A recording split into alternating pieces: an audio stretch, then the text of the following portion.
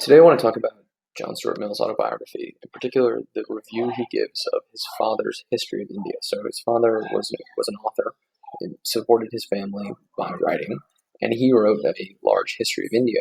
And the interesting thing about it is, John Stuart Mill reports that essentially his dad's book was a big fuck you to England and the English government, English kind of English law and culture.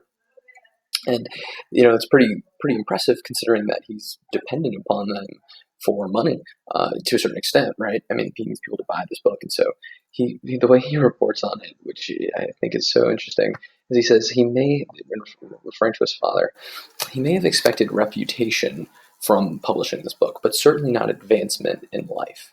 Um, and nor could he have supposed that it would raise up anything but enemies for him in powerful quarters. I love that. So he wrote this book, and the only thing he could be certain of is that people who were powerful would now dislike him greatly, and that he would not advance in his at least in a pecuniary fashion from this writing. But he did it anyway, and yet there's still something he wants here, right? He's not doing this solely out of like the good of his heart, but he expects reputation.